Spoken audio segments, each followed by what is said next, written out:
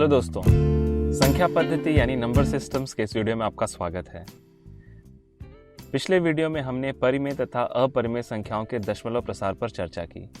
आज हम उसी से संबंधित कुछ प्रश्न हल करेंगे। चलिए शुरू करते हैं पहले प्रश्न से। दी गई संख्याओं में से परिमेय तथा अपरिमेय संख्याओं को पहचानिए। इस प्रश्न का जवाब सोचने के लिए आप वीडियो को पॉज भी कर सकते हैं।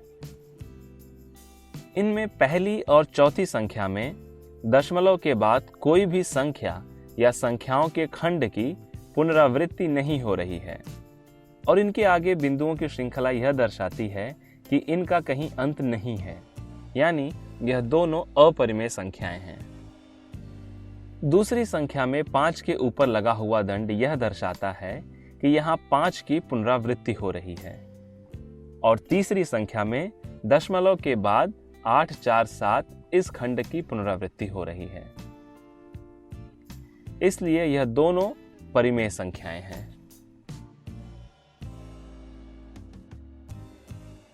चलिए यह प्रश्न देखते हैं। भिन्नों का दशमलव रूप लिखिए और बताइए कि प्रत्येक का दशमलव प्रसार किस प्रकार का है। पहला भिन्न 48/100। इसे हम इस तरह लिखते हैं और अब इसे विस्तृत विभाजन विधि से हल करते हैं।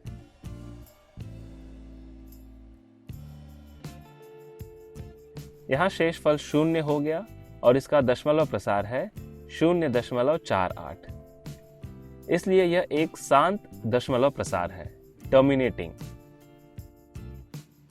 1/16।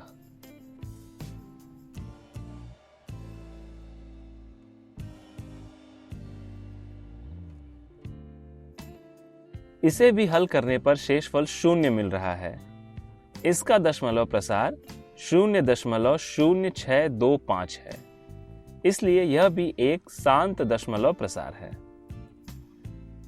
दोस्तों, तीसरा भिन्न थोड़ा अलग दिखाई दे रहा है। 3 सही 1/6। 6 का गुणा 3 में करके 1 जोड़ेंगे तो वह हो जाएगा 19/6।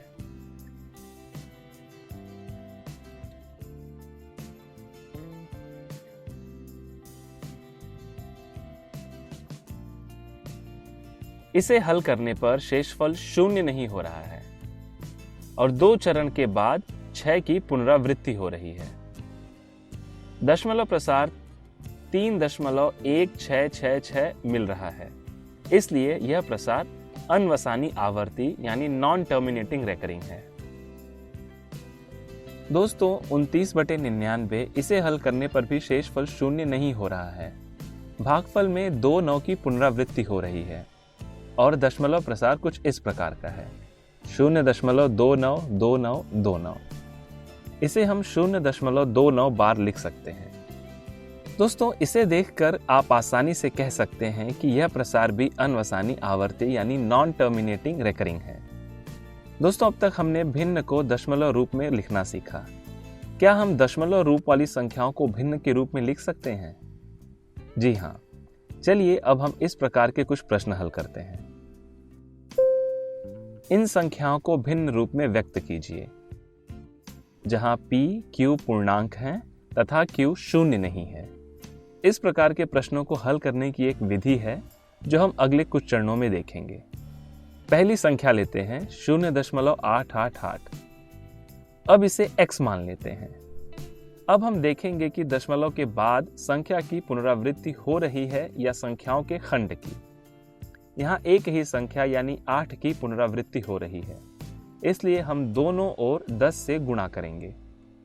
गुणा करने पर यह प्राप्त हुआ 8.888, यानी दशमलव एक कदम दाहिनी ओर चला गया।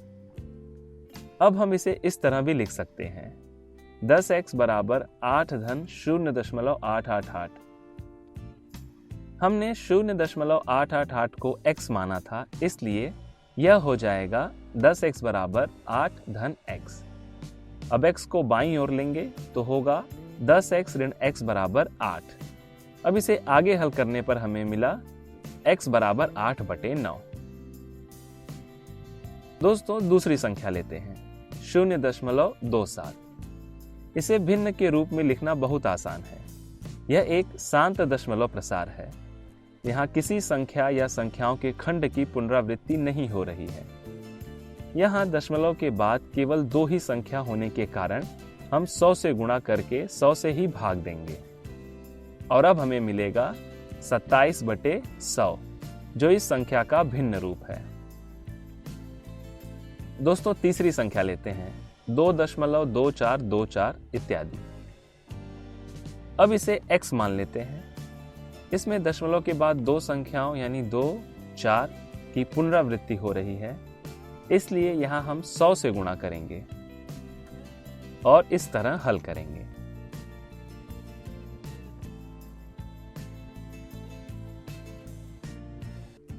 हमें मिला 222/99। दोस्तों आज के वीडियो में बस इतना ही। इस सत्र में हमने परिमेय तथा अपरिमेय संख्याओं के दशमलव प्रसार से संबंधित कुछ प्रश्न हल किए। मिलते हैं अगले वीडियो में इसी से संबंधित कुछ तथ्यों के साथ। धन्यवाद।